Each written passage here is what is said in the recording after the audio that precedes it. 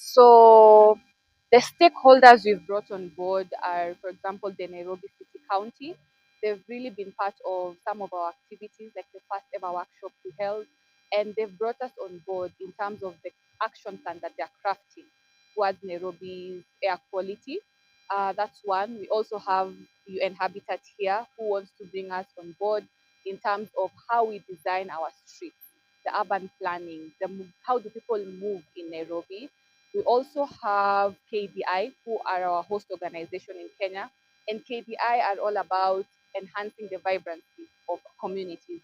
So we are working together with them in achieving that.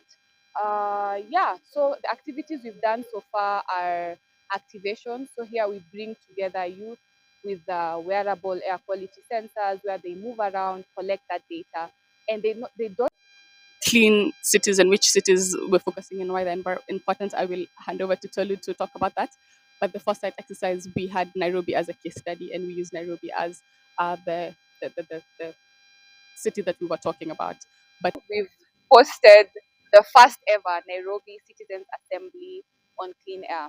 So we're here to speak up about the health of our cities, to speak up about the air we want to breathe in Nairobi. So we brought together stakeholders, majority youth, who want to be a part of the action. because urban planning is a future focused process, it's a future facing process, and to address the future needs of uh, the people who are going to come after us, we need to design the city today to have that in mind. And the process today included a futures process where we asked the participants to imagine themselves in 5 years, to imagine Nairobi within 5 years, and to put themselves in the shoes of different stakeholders. So we had them tell the story from the perspective of a woman living in Nairobi, from the perspective of a young person living in Nairobi, from the perspective of a health professional living in Nairobi, and what their actions contribute to the future quality of the air in the city. And so this process allowed us to unearth all the different ways that air quality is connected to our cities and our livelihoods, how we work, how we talk, how we walk. We talked about things as simple as how we cook, things as core as how we within cities. We've been working closely with Nairobi as well, focusing a lot on how can we develop sustainable streets, complete streets, looking at multimodal transport, land use planning, the integration between the two. How can we develop compact cities as well to reduce distances traveled? And currently working with the city on looking at how to improve the streets in Nairobi downtown area through advocating for walking and cycling. So this will help improve that. Secondly, we believe that advocacy should be data driven, right? So, and that these youth of this present of our cities can play a really key role in shaping, collecting the kind of data that can inform advocacy. Thirdly, we know that our cities can be healthier and can be more climate resilient, and we know that we have to work in order to make our cities better. We have to work at the intersection of health and climate, and in order to do that, action on air pollution, action on built environment spaces that shape our physical activity are really critical.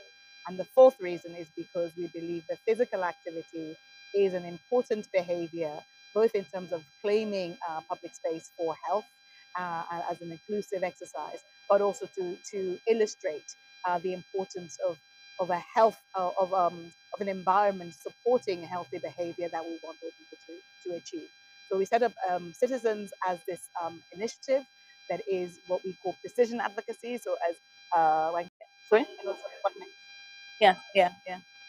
So yeah, so we take a very much youth-led and Africa-led approach. So the Citizens Initiative is a global initiative, but we're very much starting from the continent because this is where the cities are growing very rapidly. This is where the young population is. And again, we describe it as a youth-led movement, and so where we welcome everybody, but we just flipping the power dynamic a little bit to say that that majority demographic, because the vast majority of our population are young people, that they should be leading this innovative and this experimental approaches.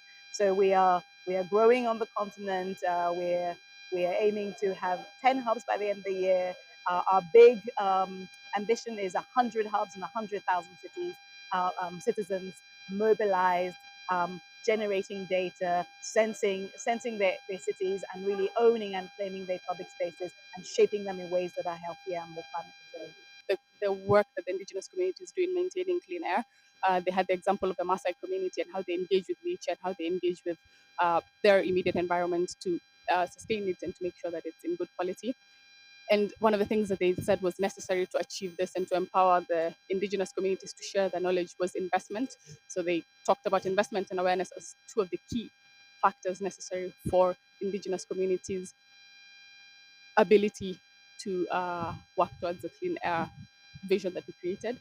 So some of these stories are interesting because they came up with policies, with frameworks, with laws and systems that they envisioned should be put in place between now and 2030 over the next 5 years so that the vision can be achieved within different sectors. Let's answer the question. So what are the risks in the environment? What are the assets that we should protect? Where are we seeing high air pollution? Where is it better? And how can we use that information to shape advocacy and to shape how youth are engaging with decision makers? Now, in terms of where we're going, Nairobi, our approach is very much a scalable one.